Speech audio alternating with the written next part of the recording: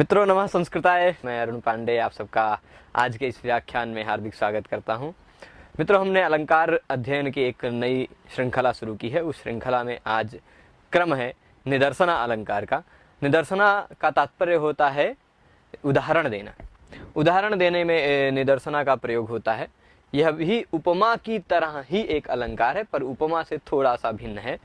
अभवन वस्तु संबंध उपमा परिकल्पक इसका लक्षण है। और काव्य प्रकाशकार ने इसके बारे में क्या कहा है वो हम जानेंगे। यह अलंकार यूजीसी नेट जेआरएफ तथा अन्य जो हायर लेवल की परीक्षाएं हैं, असिस्टेंट प्रोफेसर हुआ या फिर और अन्य आरपीएससी या और किसी राज्य की जो लेक्चरर की परीक्षाएं होती हैं, ज़्यादातर जगह पर यह निदर्शना एक प्रमुख अलंकार है, इसलिए पाठ्यक्रम में होता है। यूजीसी नेट की दृष्टि से मैं पढ़ा रहा हूँ, काव्य प्रकाश ग्रंथ के अनुसार इसको देखेंगे।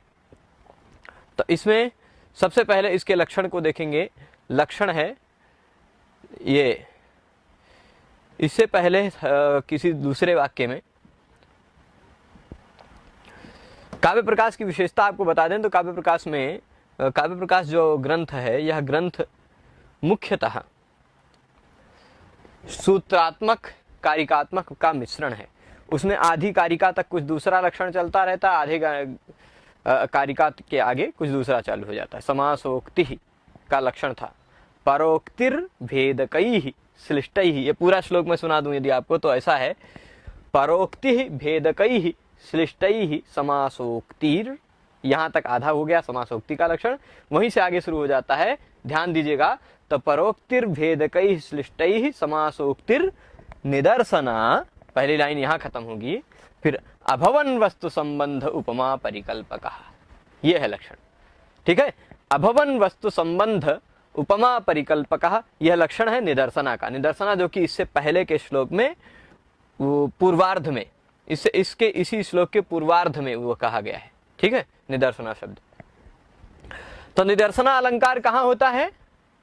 जहां पर आप देखिएगा वस्तु संबंध है। वस्तु संबंध कैसा वस्तु संबंध? यानी क्या है, मैं आपको बता दूं, वस्तुओं का संबंध कैसा होगा? अभवन होगा। अभवन होगा मतलब नहीं हो पा रहा होगा। ठीक है, वस्तु जो है उसमें प्रतिपादित उन वस्तुओं का संबंध क्या कहलाता है? वस्तु संबंध।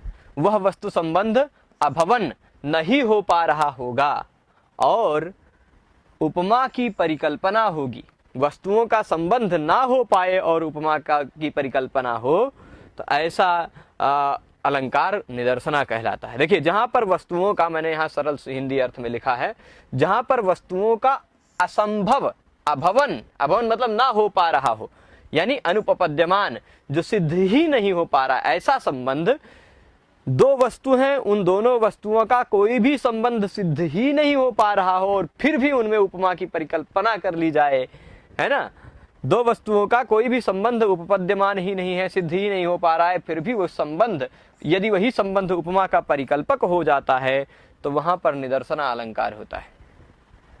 फिर बात समझिएगा भाई, दो वस्तु हैं, उन दोनों वस्तुओं में दोनों वस्तुओं का कोई भी संबंध नहीं हो पा रहा है। वस्तु संबंध कोई हो ही नहीं पा रहा है, नहीं हो पा रहा है, असंभव है, उपपद्यमान नहीं है, और उसी से, उस संबंध के द्वारा ही उपमा की परिकल्पना कर ली जाती है, मतलब उपमा बना ली जाती है, उपमा की तरह बना ली जाती है, वह निदर्शना कहलाती है। मतलब इसमें कुछ हद तक उपमा भी छिपी हुई रहती है, पर वस्तुतः उपमा से केवल इतना ही भेद रहेगा इसमें कि उन दोनों में कोई वस्तुगत संबंध नहीं हो पाएगा, जिनका कोई, उन दोनों का कोई वास्तविक संबंध नहीं हो पाएगा, फिर भी उपमा की परिकल्पना रहेगी।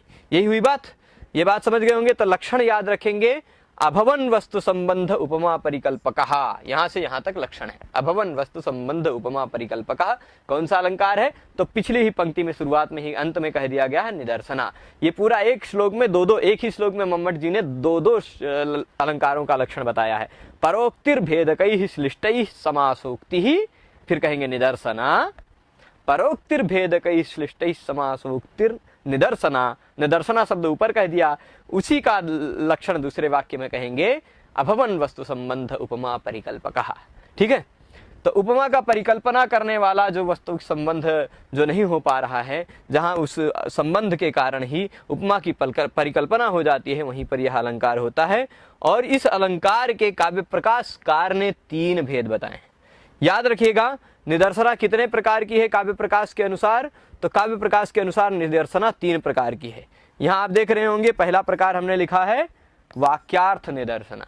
दोनों वाक्यों के अर्थों को समझने के बाद, दोनों वाक्य जो हैं उन दोनों वाक्यों का अर्थ जब समझेंगे आप, तो वाक्यार्थों को समझने के बाद उन दोनों वाक्यार्थों में, उन दोनों वाक्यों के अर्थ में संबंध, वास्तविक संबंध नहीं बन पा रहा होगा। ऐसा जब आप इस दोनों वाक्यों को पढ़ेंगे, इस श्लोक के, बहुत प्रसिद्ध श्लोक है, भगवान जो कवि कुलगुरु के नाम से प्रसिद्ध हैं, कालिदास जी, उनका यह पद्य है रघुवंश महाकाव्य का। इस पद्य में बहुत प्रसिद्ध पद्य है, कई बार परीक्षाओं में पूछा जा चुका पद्य है कि निदर्शना अलंकार के उदाहरण के रूप में यह पद्य पूछा जा चुका है। यहाँ पर क्या है, इस वाक्य के पहले वाक्य के अर्थ को पढ़ेंगे और दूसरे वाक्य के अर्थ को पढ़ेंगे। इन दोनों वाक्यों के अर्थ में कोई संबंध नहीं बन पाएगा, फिर भी उपमा की परिकल्पना रहेगी, इसलिए निदर्शना है। तो वाक्य, 2 वाक्यों के आधार पर जो निदर्शना होती है वह वाक्यार्थ निदर्शना कहलाती है। कैसी निदर्शना? वाक्यार्थ निदर्शना। और फिर जहां पर 2 शब्दों को, पूरे श्लोक के दोनों वाक्यों को नहीं लेना, पूरे श्लोक के कोई 2 शब्द ले लिए गए और वो 2 शब्दों के अर्थ को जानने के बाद उन दोनों शब्दों के अर्थ में कोई वास्तविक संबंध नहीं हो पाएगा, और फिर उपमा की परिकल्पना रहेगी। वहां पर पदार्थ निदर्शना रहेगी। पद के अर्थ के आधार पर, शब्द के अर्थ के आधार पर जो निदर्शना वह पदार्थ निदर्शना, वाक्य के अर्थ के आधार पर जो निदर्शना वह वाक्यार्थ निदर्शना। और कहीं एक तीसरे प्रकार की निदर्शना होती है कि जहां पर एक ही वाक्य में और उस श्लोक के कई वाक्य संबद्ध होकर आ जाते हैं, उसको कहते हैं माला निदर्शना। माला आपने देखी होगी कि एक ही माला में कई पुष्पगुच्छ एक दूसरे से संबद्ध हो जाते हैं। तो वैसे ही कई वाक्य एक ही वाक्य से संबद्ध नहीं हो पाएंगे। कोई एक वाक्य मुख्य रहेगा, उस एक वाक्य से और कई वाक्य संबद्ध नहीं हो पाएंगे, और वो कई वाक्य जुड़ करके एक ही वाक्य के साथ उपमा की परिकल्पना करेंगे। तो वहां पर ऐसे प्रकार की जहां पर निदर्शना होती है, वहां पर माला निदर्शना होती है। ठीक है, उदाहरण देखेंगे। पहला उदाहरण जो वाक्यार्थ निदर्शना है, वाक्यार्थ निदर्शना में मैंने बताया कि 2 वाक्य रहेंगे, उन दोनों वाक्यों के अर्थों के आधार पर उन दोनों वाक्यों को हम पढ़ेंगे। उन दोनों वाक्यों के अर्थों में कोई वास्तविक संबंध नहीं मिलेगा, और फिर उन दोनों वाक्यों में उपमा की परिकल्पना रहेगी, वही होगा निदर्शना। कैसे? उदाहरण बहुत प्रसिद्ध है वाक्यार्थ निदर्शना का। ये उदाहरण मैं थोड़ा सा ऊपर कर देता हूं, पूरा पेज ही चला जा रहा है, चलेगा, इतना ही ऊपर जाएगा। ठीक है, तो इसमें अब देखिएगा, क्व सूर्य प्रभवो वंशः क्वचाल्प विषयामति तितीर्षुर्दुस्तरम मोहादुडुपेनास्मि सागरम। इसमें मैं शब्दों की व्युत्पत्ति इत्यादि को नहीं बताऊंगा, बहुत ज़्यादा बताऊंगा तो व्याकरण में घुस जाएंगे, फिर आप वहीं खो जाएंगे। मुझे यहाँ पर आपको इस श्लोक का तात्पर्यार्थ, भावार्थ अन्वय करके बता देना है, और इस श्लोक में किस तरह से वस्तु संबंध नहीं है और उपमा की परिकल्पना है ये बता देनी है, और क्यों यहाँ पर वाक्यार्थ निदर्शना ही है ये बताना है। यहाँ है वो पदार्थ निदर्शना या माला निदर्शना क्यों नहीं है ये भी बताना है। ठीक है, तो क्व सूर्य प्रभवो वंशः, कहाँ? सूर्यात् प्रभवतीति सूर्य प्रभवः, सूर्य से उद्भूत होता है वह सूर्य प्रभव है। सूर्य प्रभवः, कुछ लोग कह देते हैं कि सूर्य प्रभो, ऐसा अर्थ मत लीजिएगा। ठीक है, क्व कहाँ, कहाँ? सूर्य से उत्पन्न होने वाला वंश। कहाँ? सूर्य से उत्पन्न होने वाला वंश है ना। भुवः प्रभवः से अपादान संज्ञा होगी, सूर्यात् प्रभवती इति, है ना। और फिर उसके बाद उपपद समास भी है इसमें, सूर्य प्रभव। तो कहाँ? सूर्य भगवान से उत्पन्न होने वाला वंश, और कहाँ? अल्प विषयों को जानने वाली मेरी मति। क्वच, कहाँ? और च का तात्पर्य क्या लेना है? और समझिएगा, कहाँ? सूर्य से उत्पन्न होने वाला वंश, और कहाँ? मेरी बुद्धि कैसी है? अल्प विषया, अल्प विषयों को जानने वाली, कम विषयों को जानने वाली, कहाँ मेरी बुद्धि। पहला वाक्य समझे होंगे, कहाँ सूर्य भगवान का, सूर्य भगवान से उद्भूत होने वाला वंश, और कहाँ अल्प विषयों को जानने वाली मेरी बुद्धि। क्योंकि सूर्य भगवान का वंश इतना व्यापक है, क्योंकि उसके शासकों ने युगों युगों तक इस समग्र पृथ्वी पर राज्य किया है। ठीक, तो इसलिए यह बहुत ही बहुत ही क्या कहते हैं, विशिष्ट है सूर्य प्रभु का वंश, ठीक है। और उसको मेरी अल्प बुद्धि, अल्प विषयामति कैसे बता सकती है, उसका वर्णन कैसे कर सकती है, ठीक है। तो अब क्या कह रहे हैं, अहम, मैं, मोहात, मोहवश, मैं मोहवश यानी मूढ़तावश, दुस्तरम सागरम उडुपेन तितीर्षु अस्मि। मैं दुस्तर सागर, अच्छा समुद्र को क्या आप छोटी सी नौका से पार कर सकते हैं? नहीं, समुद्र को पार करना है तो बड़ी जहाज की आवश्यकता होती है। समुद्र को पार करने के लिए छोटी सी जो तालाबों में चलने वाली नौका है वह पर्याप्त नहीं होती। तो यहाँ क्या कहेंगे, अहम उडुपेन, उडुपेन मतलब छोटी सी नौका से, मेरी छोटी सी जो बुद्धि है उस छोटी सी बुद्धि रूपी नौका से सूर्य भगवान के वंश रूपी सागर को पार कर जाना चाह रहा हूं। यह कालिदास जी का बहुत विनम्र भाव है। यहां पर आप देखिएगा दोनों वाक्यों का जब आप अर्थ समझते हैं, पहले वाक्य के अर्थ को समझते हैं, कहाँ सूर्य भगवान से उत्पन्न होने वाला वंश, कहाँ मेरी अल्प बुद्धि को जानने वाली, अल्प विषयों को जानने वाली मेरी बुद्धि। यह पहले वाक्य का अर्थ हुआ, मैं छोटे से उडुप को लेकर दुस्तर, जिसको पार नहीं किया जा सकता, ऐसे सागर को मोहवश पार कर जाना चाह रहा हूं, ऐसा कह रहे हैं। अब देखिए दोनों वाक्यों में कोई परस्पर संबंध नहीं है। इन दोनों वाक्यों में परस्पर यदि देखने जाएंगे तो कोई संबंध नहीं दिखाई पड़ेगा, कहाँ सूर्य का वंश, कहाँ मेरी कम बुद्धि वाली मति, कम विषय वाली बुद्धि, और मैं छोटी सी नौका से सागर को पार कर जाना चाह रहा हूं। आप देखेंगे तो इन दोनों वाक्यों को जब आप बोलेंगे तो इन दोनों वाक्यों में परस्पर कोई संबंध नहीं बनेगा, फिर भी उपमा की परिकल्पना इसमें है। उपमा की परिकल्पना कैसे है, आप समझ लीजिए, सागर की तुलना कर दी है किससे, सूर्यवंश से, है ना, और अपनी अल्प विषयामति की तुलना किससे कर दी है, उडुप से। तो मैं जिस अपने अल्प विषयामति से सूर्य की भगवान के समुद्र के समान वंश को पार कर जाना चाह रहा हूं, यह उपमा की परिकल्पना भी है। वस्तुतः दोनों वाक्यों के अर्थ को समझने के बाद वाक्यों के अर्थ में कोई परस्पर संबंध नहीं है, फिर से मैं दोनों वाक्यों का अर्थ बोल दूं, कहां सूर्य भगवान, आप समझिएगा दोनों वाक्यों को अलग अलग करके समझिएगा, कहां सूर्य प्रभु का वंश और कहां मेरी अल्प विषय को जानने वाली बुद्धि। मैं तो छोटी सी नौका से सागर पार करना चाह रहा हूं, है ना। इन दोनों वाक्यों में कोई संबंध नहीं प्रतीत होता है ऊपरी दृष्टि से, पर फिर भी वस्तु संबंध न होता हुआ भी उपमा की परिकल्पना हो जाने के कारण यहां पर निदर्शना अलंकार है, उदाहरण दिया, ठीक है। अब देखिए उपरोक्त, इसको मैंने यहां स्पष्ट भी किया, उपरोक्त रघुवंश महाकाव्य के पद्य में पूर्वार्ध और उत्तरार्ध रूपी दोनों वाक्यार्थों का जब हम उपमान और उपमेय भाव है, एक उपमान है एक उपमेय है, फिर भी जब हम वाक्यार्थ निदर्शना अलंकार यहाँ पर है, ठीक। यहाँ पर उडुप के द्वारा सागर के तरण की तरह मेरी बती से रघुवंश का वर्णन, इस प्रकार की उपमा की परिकल्पना भी है ना, कि जैसे उडुप से सागर तैरा नहीं जा सकता, वैसे मेरी मति से रघुवंश का वर्णन भी संभव नहीं है, ऐसा यहाँ कह रहे हैं, ठीक है। तो दो वाक्यों के अर्थों में परस्पर संबंध ना होता हुआ भी उपमा की परिकल्पना होने के कारण वाक्यार्थ निदर्शना थी। निदर्शना के 3 प्रकार हैं, एक प्रकार हमने देख लिया, 2 प्रकार और बता देते हैं जल्दी से, क्योंकि और स्टूडियो में प्रतीक्षा हो रही है।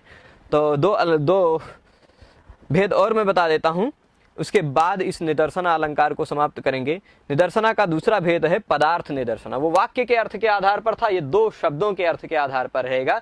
यह भी एक बहुत प्रसिद्ध उदाहरण है, बहुत प्रसिद्ध उदाहरण है। मैं आपको बता दूं, यह ऐसा उदाहरण है, इसी उदाहरण के कारण, यहां इस शब्द को पकड़िएगा, इसी के कारण माघ को घंटा कवि माघ की उपाधि मिली थी। ये माघ काव्य का एक उदाहरण है, और इसमें उन्होंने गिरनार पर्वत, जो कि अभी वर्तमान में गुजरात में जूनागढ़ में स्थित है, उस पर्वत की सुंदरता का वर्णन करते हुए यह पद्य लिखा है। इस पद्य के वर्णन करने के कारण ही उनको घंटा कवि कहा जाने लगा, ठीक, क्योंकि उन्होंने पर्वत पर जो सूर्य और चांद लटके हुए हैं, एक तरफ से सूर्य उदित हो रहा है, एक तरफ से चांद अस्त हो रहा है, और बीच में पर्वत दिखाई पड़ रहा है, उस पर्वत पे ऐसा लगा दिया कि मानो हाथी है और हाथी के दोनों तरफ 2 घंटे लगे हुए हैं, ऐसा उन्होंने तुलना की। अब आप देखिएगा इसको, उदयति विततोर्ध्वरश्मिरज्जाव हिमरुचौ हिमधाम्नि चास्तम वहति गिरिरयं विलंबि घंटाद्वय परिवारित वारणेन्द्र लीलाम। और तरह से भी गा सकते हैं, उदयति विततोर्ध्वरश्मिरज्जाव हिमरुचौ हिमधाम्नि चास्तम वहति गिरिरयं विलम्बि घंटाद्वय परिवारित वारणेन्द्र लीलाम। ये पुष्पिताग्रा छंद में यह श्लोक है, ठीक है। पुष्पिताग्रा छंद में है आयुजी न युग रे फतो यकारो युजी च न जौ जरगाश्च पुष्पिताग्रा, ये उसका छंद का लक्षण है।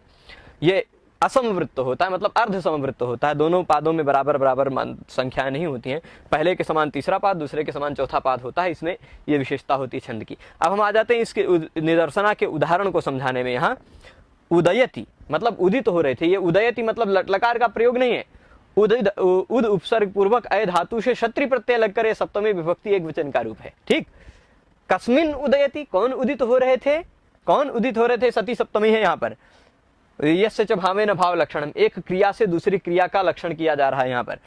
वितत ऊर्ध्व रश्मि रज्जौ, वितत यानी विस्तृत, ऊर्ध्व यानी ऊपर करके अपनी रश्मि रूपी रज्जुओं को, कौन, सूर्य भगवान ऊपर अपनी रश्मि रूपी रज्जुओं को वितत यानी विस्तार करके फैलाकर उदित हो रहे थे, ऐसा समझिएगा। सूर्य क्या हो रहे थे, उदित हो रहे थे, कब, अपनी रश्मि रज्जुओं को फैलाकर उदित हो रहे थे। और अहिम रुचि, अहिम रुचि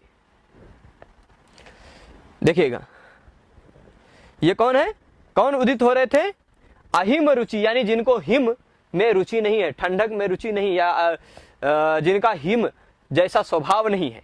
रुचि मतलब स्वभाव, ये अहिम रुचि मतलब जो उष्ण स्वभाव वाले, हिम रुचि मतलब क्या है, ठंडी स्वभाव वाले। चंद्र, हिमधाम, हिमधाम किसको कहा गया, चंद्र को। और अहिम रुचि किसको कहा गया है, सूर्य को। अहिम रुचि सूर्य उदित हो रहे थे विस्तृत करके ऊर्ध्व दिशा में अपनी रश्मि रज्जुओं को, ऊर्ध्व दिशा में अपनी रश्मि रज्जुओं को, अपनी किरणों को फैलाते हुए, ऊपर की ओर अपनी किरणों को फैलाते हुए सूर्य उदित हो रहे थे। और हिमधाम याति चास्तम, हिमधाम जो चंद्र है वह अस्तम च याति, ये भी याति जो है ये या धातु से क्षत्रि प्रत्यय लगाकर सप्तमी एक वचन का है। जैसे पठन पठन्तौ पठन्तः पठन्तम पठन्तौ पठतः पठता पठद्भ्याम पठद्भिः, पठते पठद्भ्याम पठद्भ्यः, पठतः पठद्भ्याम पठद्भ्यः, पठतः पठतोः पठताम, सप्तमी एक वचन में भी बनता है पठति। इसको आप पठति पठता पठंती वाला मत लीजिएगा, उसी तरह का यहाँ याति है, इसका ये उसी तरह का यहाँ उदयति है। क्षत्रि प्रत्यांत एक सप्तमी एक वचन का रूप है। तो एक तरफ से क्या हो रहे हैं, एक तरफ से अभी देखिएगा घंटा का विमाग बन रहे हैं, एक तरफ से सूर्य उदित हो रहे हैं विस्तृत करके ऊपर की ओर अपनी किरणों को फैलाते हुए। कौन, अहिम रुचि, जिनको ठंडी से रुचि नहीं या जिनका ठंडा स्वभाव नहीं है, सूर्य। और हिमधाम यानी बर्फ के जो धाम है, शीतलता के जो धाम है, ऐसे चंद्र अस्तम याति च, वो अस्त की तरफ जा रहे थे। चंद्र अस्त हो रहा था, सूर्य उदित हो रहा था, एक तरफ से चंद्र अस्त, एक तरफ से सूर्य उदय। आप देखिए, और बीच में है यह पर्वत। वहति गिरिरयम, अयम गिरि, यह पर्वत क्या कर रहा है, यह गिरि वहति, यह पर्वत वहन कर रहा है। किसका वहन कर रहा है, विलंबि घंटा द्वय परिवारित वारणेन्द्र लीलाम। आप देखिएगा, विलंबी मतलब अवलंबन करके, जो जब मान लीजिए कि एक कोई वारणेन्द्र है, एक कोई गजराज है, उस गजराज के दोनों तरफ, दोनों कंधों मतलब ऐसे दोनों तरफ दो घंटे लटका दिए गए, ठीक, घंटा द्वय परिवारित, दो घंटे लटका दिए गए हों, ऐसा यह पर्वत प्रतीत हो रहा है। अब आप सोचिए कहाँ पर्वत और कहाँ हाथी, है ना।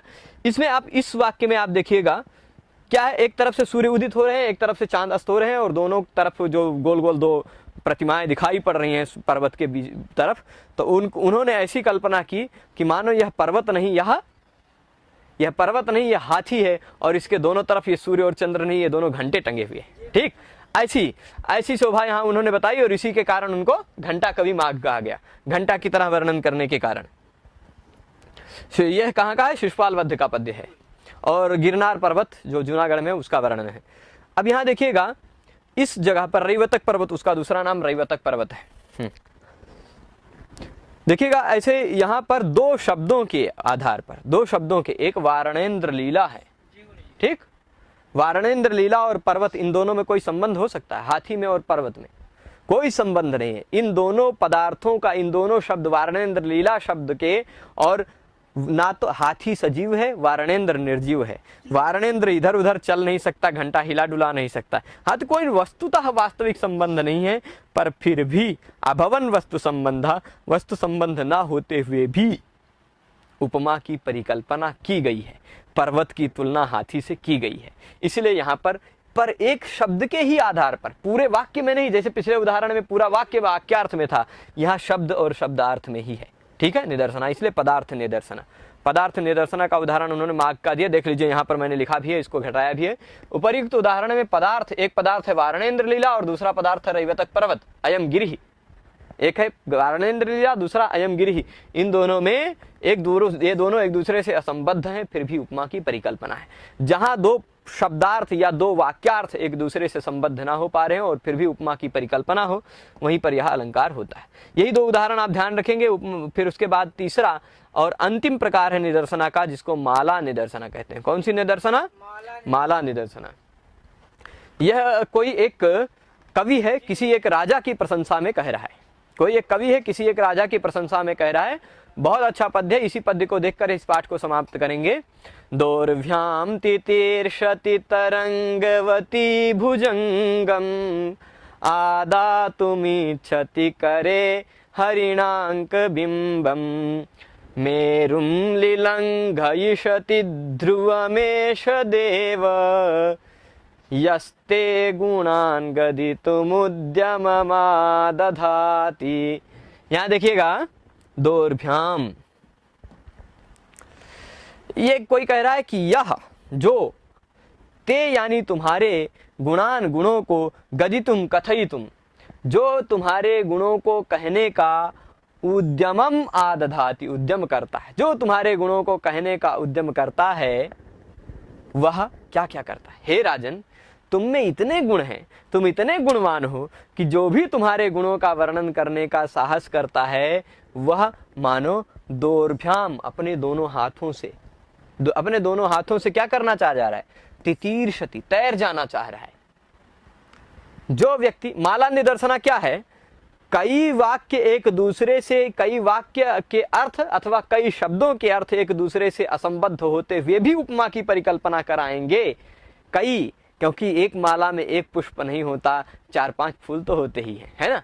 तो यहाँ 2 या 2 से ज्यादा श्लोक तो बहुत बड़ा होता नहीं है, इसलिए 2 या 2 से ज्यादा होने पर, 2 से ज्यादा हो जाने पर ये माला निदर्शना मान ली जाती है। ठीक है, तो दोर्भ्याम तितीर्षति, वह अपने हाथों से तितीर्षति, तैर जाना चाह रहा है। किसको? तरंगवती भुजंगम, तरंगिणी, तरंग से युक्त सागर को, तरंगों से युक्त सागर को अपने हाथों के द्वारा तैर जाना चाह रहा है। कौन? जो तुम्हारे गुणों को कहने का उद्यम करता है। हे राजन, तुम्हारे गुण ऐसे हैं कि जिसको वर्णन नहीं किया जा सकता, तुम्हारे गुणों के बारे में कहा नहीं जा सकता, बखान नहीं किया जा सकता। आपके गुण कैसे हैं? जो आपके गुणों को कहने का साहस करता है, जो आपके गुणों को वर्णन करने का उद्यम करता है, वह मानो अपने दोनों हाथों से तरंगवती भुजंग को यानी समुद्र को पार कर जाना चाह रहा है। और दूसरी बात, करे और अपने हाथों में हरिणांक, हरिण कहते हैं, आप देखिए कई नाम हैं, मृगांक, हरिणांक, शशांक, शशि, ऐसे क्योंकि कहते हैं कुछ लोग ऊपर जो चांद को देखते हैं उनको लगता है, कुछ लोगों को लगता है कि चांद में हरिण का चिन्ह है, कुछ लोगों को लगता है खरगोश का चिन्ह है, कुछ लोगों को लगता है बकरी का, कुछ भी लगता है। वो जो ऊपर चांद के ऊपर चिन्ह बना हुआ है, दाग है, जो कलंक है, वह हरिण के समान कुछ लोगों को लगता है, इसलिए कुछ लोग उसका नाम रख देते हैं हरिणांक। तो हरिणांक बिंबम, हरिणांक बिंबम मतलब चंद्र को, है ना, चंद्र को वह करे आदातुम इच्छति, चंद्र को हाथ में लेना चाह रहा है, या चंद्र के बिंब को हाथ में लेना चाह रहा है, ऐसा भी कह सकते हैं। ठीक है, वो क्या कर सकता है? करे हरिणांक बिंबम आदातुम ग्रहीतुम इच्छति, हाथ में ग्रहण कर लेना चाह रहा है चंद्र के बिंब को। कौन? जो आपके, देखिएगा इसी एक वाक्य में राजा के गुणों का वर्णन करना, अभी मैं फिर से पहले पूरा अर्थ बता दूं, तब उसके बाद इसमें माला निदर्शना क्यों मैं ये बताऊंगा। और वही व्यक्ति ध्रुवम यानी निश्चित ही, ध्रुवम ही यह व्यक्ति, हे देव हे राजन, निश्चित ही यह व्यक्ति मेरु पर्वत को अपने पैरों से लांघ जाना चाह रहा है, कूद के। मेरुम लिलंघयिष्यति, सन्नंत प्रयोग है। देखिए यहाँ तितीर्षति, ये लिलंघयिष्यति सन्नंत प्रयोग है, सन प्रत्यय लगकर बने हुए प्रयोग है ये। तो मेरुम लिलंघयिष्यति ध्रुवमेश देवा, मेरु पर्वत को लिलंघयिष्यति, लंघन कर जाना चाह रहा है कौन? निश्चित ही यह व्यक्ति, हे देव निश्चित ही यह वह व्यक्ति अपने हाथों से समुद्र को तैर जाना चाह रहा है। निश्चित ही वह व्यक्ति अपने हाथों में शशांक के बिंब को ले लेना चाह रहा है, चंद्रबिंब को या चांद को ले लेना चाह रहा है। निश्चित ही यह व्यक्ति मेरु पर्वत को भी लांघ जाना चाह रहा है कौन? जो तुम्हारे गुणों को कहने का उद्यम करना चाह रहा है। मतलब तुम्हारे गुणों का उद्यम करना इतना कठिन है। कितना कठिन है? जिस तरह हाथों से समुद्र को पार कर जाना कठिन है, जिस तरह हाथों में शशांक बिंब ले लेना कठिन है, जिस तरह पैरों से मेरु का लंघन कर जाना कठिन है, वैसे ही तुम्हारे गुणों का वर्णन करना भी कठिन है। अरे ठीक है प्रभु, ठीक है। तो इसका एक ये पूरा अब मैं बता दूं आपको क्या, यहां पर जो चारों वाक्य हैं, चारों वाक्यों में एक वाक्य को आप पकड़ लीजिए। जो व्यक्ति, हे राजन, जो व्यक्ति तुम्हारे गुणों को कहने का उद्यम करता है, अब राजा के गुणों को वर्णन करने का उद्यम करना, राजा के गुणों को वर्णित करने का प्रयास करना, क्या समुद्र तैरने से कोई संबंध रखता है? कोई संबंध नहीं रखता ना। यह इस वाक्य के अर्थ से कोई संबंध है? राजा के गुणों को वर्णन करने का प्रयास करना और समुद्र तैरना, राजा के गुणों को वर्णन करने का प्रयास करना और हाथ में चांद के बिंब को लेना, कोई संबंध है? उसी तरह राजा के गुणों को वर्णित करने का उद्यम करना और फिर मेरु पर्वत को लांघने का प्रयास करना, कोई संबंध इन तीनों वाक्यों में नहीं प्रतीत होता है। पर इसी एक वाक्य से ये तीनों वाक्य इस तरह जुड़ जाते हैं जैसे मानो माला में फूल सारे जुड़ जाते हों। इसीलिए यहाँ पर माला निदर्शन है।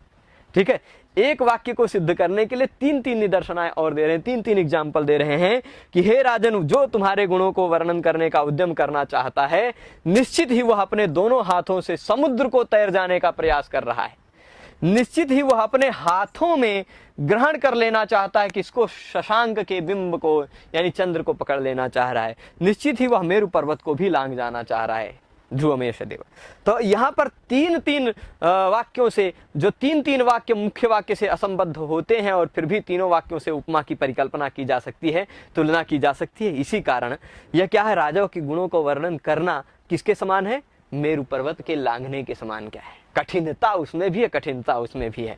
कठिनता हाथ में शशांक के बिंब को लेने में भी है, कठिनता हाथ से समुद्र को तैरने में भी है। तो ये सारी उपमा की परिकल्पना भी हो सकती है। देखिएगा, हे महाराज, जो व्यक्ति आपके गुणों को वर्णन करना चाहता है, निश्चित हुआ सागर को हाथों से तैरना, चांद को हाथों में लेना और मेरु पर्वत को लांघ कर पार कर जाना चाहता है। यहाँ एक ही वाक्य सभी वाक्यों से असंबद्ध होता हुआ उपमा परिकल्पक है, इसलिए यहाँ पर माला निदर्शन है। ठीक है, तो इस तरह से हमने निदर्शन अलंकार पढ़ा। अभवन वस्तु संबंध उपमा परिकल्पक है, या इसका लक्षण होगा, जहां पर दो वाक्यों में या दो शब्दों में परस्पर, दो वाक्यों में नहीं, दो वाक्यों के अर्थों में और दो शब्दों के अर्थों में परस्पर संबंध, वस्तुतः संबंध ना हो पाए और फिर भी उपमा की परिकल्पना कर दी जाए, वहां पर निदर्शना होती है। यह पदार्थ निदर्शना, वाक्यार्थ निदर्शना और माला निदर्शना के रूप में तीन प्रकार के वर्णन किया है काव्य प्रकाशकार ने। सबसे पहले वाक्यार्थ निदर्शना, दो वाक्यार्थों में निदर्शना किया है। उसका उदाहरण देते हैं, क्वसूर्य प्रभो वंश क्वचाल्प विषय में तितीर्षुर दुस्तरम मोहाद उडुपेनास्मि सागरम। यह उदाहरण देते हैं। यहाँ दोनों वाक्यों में परस्पर, दोनों वाक्यों के अर्थों में परस्पर संबंध ना होता है, फिर भी उपमा की परिकल्पना हो जाती है। दोनों वाक्य परस्पर एक दूसरे के उपमान और उपमेय हो जाते हैं। ठीक है, एक दूसरे के नहीं, ऊपर का क्वसूर्य प्रभो वंश क्वचाल्प विषयामति, मेरे ये जो कहा सूर्य भगवान का वंश, कहा अल्प विषयामति, मैं अपने हाथों से, मैं उड़ुप से समुद्र को पार कर जाना चाह रहा हूँ। तो ये क्या है? मति है उपमेय, और सूर्य प्रभु का वंश भी है उपमेय, और ये क्या है? उपमान दूसरा वाक्य। ठीक, तो इस तरह से उपमा की परिकल्पना भी हो सकती है। और फिर दूसरा उदाहरण भी हमने बताया था, घंटा कवि माघ का, उदयति विततोर्ध्वरस्मि रज्जा वहिम रुचो हिमधाम याति चास्तम। यहाँ पर केवल पर्वत और वारणेन्द्र लीला, इन दोनों में कोई परस्पर संबंध नहीं था, दो शब्दों के अर्थों में परस्पर संबंध नहीं था, फिर भी उपमा की परिकल्पना थी। और तीसरा उदाहरण, कई वाक्य एक दूसरे से संबद्ध थे, जैसे फूल सारे संबद्ध होकर माला बन जाते हैं, इसलिए वो माला निदर्शना है। तो आशा करता हूँ ये पाठ आप सबको आसान लगा होगा। हमने निदर्शना अलंकार को इसमें पढ़ा। इसके आगे और किसी एक नए अलंकार के साथ आप सबसे फिर मिलेंगे जल्द ही। तब तक के लिए धन्यवाद। नमः संस्कृताय।